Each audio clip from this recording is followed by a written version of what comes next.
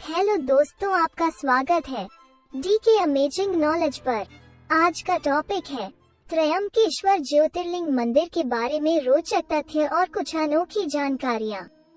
अगर यह जानकारी आपको पसंद आए तो हमारे चैनल को सब्सक्राइब करें और वीडियो को लाइक करें। तो शुरू करते हैं। त्रयंबकेश्वर ज्योतिर्लिंग मंदिर एक हिंदुओं का एक प्रमुख तीर्थ स्थल है। यह मंदिर पूर्णतः भगवान शिव को समर्पित है। यह मंदिर महाराष्ट्र त्रयंबक गांव में स्थित है, जो नासिक शहर से लगभग 28 किलोमीटर और नासिक सड़क 40 किलोमीटर की दूरी पर है। त्रयंबकेश्वर मंदिर में स्थित ज्योतिर्लिंग भगवान शिव के 12 ज्योतिर्लिंग में से है तथा 12 ज्योतिर्लिंगों में से त्रयंबकेश्वर को 8वां ज्योतिर्लिंग माना जाता है। यह मंदिर पवित्र गोदावरी नदी का उत्पत्ति त्रयंबक के निकट है। त्रयंबकेश्वर मंदिर 3 पहाड़ियों के बीच स्थित है, जिसमें ब्रह्मागिरी, नीलागिरी और कालगिरी शामिल है। मंदिर की एक विशेषता यह है कि इस मंदिर शिव, विष्णु और ब्रह्मा का प्रतिनिधित्व करने वाले 3 लिंगम शिव के एक प्रतिष्ठित रूप हैं। अन्य ज्योतिर्लिंगों में सिर्फ भगवान शिव का शिवलिंग है। मंदिर में स्थित कुंड को अमृतवर्षिणी कहा जाता है। इस मंदिर में 3 अन्य जल स्रोत हैं, जिनका नाम है बिल्दी तीर्थ, विश्वनाथ और मुकुंद तीर्थ। त्रयंबकेश्वर मंदिर में देवी देवताओं की मूर्तियां भी हैं। गंगा देवी, जलेश्वरवा, रामेश्वर, गौतमेश्वरा, केदारनाथ, राम, कृष्ण, परशुराम और लक्ष्मी नारायण। मंदिर में संतों के कई मठ और समाधि भी हैं। शिव पुराण के ब्रह्मगिरी पर्वत के ऊपर जाने के लिए 700 सीढ़ियां बनी हुई हैं। इन सीढ़ियों पर चढ़ने के बाद राम कुंड और लक्ष्मण कुंड मिलते हैं और शिखर के ऊपर पहुंचने पर गोमुख से निकलती हुई भगवती गोदावरी के दर्शन होते हैं। त्रयंबकेश्वर प्राचीन मंदिर का पुनर्निर्माण तीसरे पेशवा बालाजी अर्थात नाना साहब पेशवा ने करवाया था। इस मंदिर का जीर्णोद्धार 1755 में शुरू हुआ था और 31 साल के लंबे समय के बाद 1786 में जाकर पूरा हुआ। कहा जाता है कि इस भव्य मंदिर के निर्माण में करीब 16 लाख रुपए खर्च किए गए थे, जो उस समय काफी बड़ी रकम मानी जाती थी। एक बार की बात है, कई वर्षों तक वर्षा नहीं हुई थी। वर्षा न होने के कारण लोगों ने इस जगह से पलायन करना उचित समझा और धीरे धीरे वहां से पलायन करने लगे। इस बात से चिंतित होकर महर्षि गौतम ने 6 महीनों के लिए तपस्या की। तब उनकी इस घोर तपस्या से वरुण देव जी अत्यंत प्रसन्न हुए और वहां प्रकट हुए और महर्षि गौतम से बोले कि आप एक गड्ढा खोदिए। महर्षि गौतम ने एक गड्ढा खोदा। तब वरुण देव जी ने उस गड्ढे को जल से भर दिया।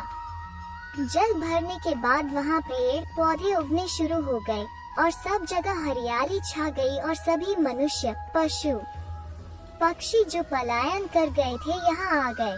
तब सभी लोगों ने महर्षि गौतम जी की प्रशंसा की। एक बार उसी गड्ढे से महर्षि गौतम जी के शिष्य जल लेने गए और उसी समय अन्य ऋषियों की पत्नियां भी वहां अपना अपना घड़ा लेके आ गई। महर्षि गौतम जी के शिष्य और ऋषियों की पत्नियां आपस में झगड़ने लगे कि पहले जल हम लेंगे। इतने में ही माँ अहिल्या वहां आई। उन्होंने कहा कि ये बालक आप लोगों से पहले यहाँ आ गए थे, इसीलिए पहले इन्हें जल लेने दिया जाए। इस बात से ऋषियों की पत्नियों को बुरा लगा। उन्हें लगा कि माँ अपने शिष्यों का पक्ष ले रही हैं। यह जल भी तो महर्षि गौतम के द्वारा मिला है, तभी ये जल पहले इन बालकों को प्रदान करवा रही हैं। तब उन सभी स्त्रियों ने ये बात अपने अपने पतियों को घर जाकर बड़ा चढ़ाकर बताई। ऋषियों को गुस्सा आया और उन सभी ने महर्षि गौतम से बदला लेने का सोचा। उन सभी ने भगवान गणेश जी की पूजा अर्चना करना शुरू कर दिया। तब प्रसन्न होकर वहां गणेश जी भगवान प्रकट हुए। उन सभी ऋषियों ने महर्षि गौतम को नीचा दिखाने के लिए भगवान गणेश जी से सहायता मांगी। तब गणेश जी ने कहा कि ऐसे महर्षि के साथ ऐसा व्यवहार करना उचित नहीं है। उन्होंने ही तो आप सभी को जल प्रदान करवाया है। लेकिन उन ऋषियों ने भगवान गणेश जी से बहुत हठ किया। तब गणेश जी को उन ऋषियों की बात माननी पड़ी, लेकिन गणेश जी ने चेतावनी भी दी कि यदि तुम सब कुछ गलत करोगे तो उसका परिणाम सही नहीं होगा। एक दिन गणेश जी एक दुर्बल गाय का रूप धारण करके महर्षि गौतम के धान के खेत में गए। तब गौतम ऋषि ने देखा कि ये गाय तो अत्यंत दुर्बल है और उसे अपने हाथ से खाना खिलाने लगे। जैसे ही धन के तिनके का स्पर्श हुआ, वो गाय जमीन पर गिर पड़ी और उसकी तुरंत मृत्यु हो गई। वहाँ छुपे हुए अन्य ऋषि व उनकी पत्नियां सब देख रहे थे और गाय की मृत्यु होने पर वे सब तुरंत बाहर निकल आए। वे सब महर्षि पर आरोप लगाने लगे कि तुम्हारे कारण गाय मर गई, तुम ही इसके हत्यारे हो।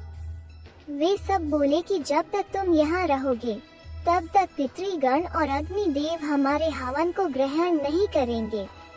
तुम एक गौ हत्यारे हो, तुम्हें अपने परिवार के साथ कहीं और जाकर रहना चाहिए। तब महर्षि गौतम त्रयंबक से दूर चले गए और कहीं आश्रम बनाकर रहने लगे।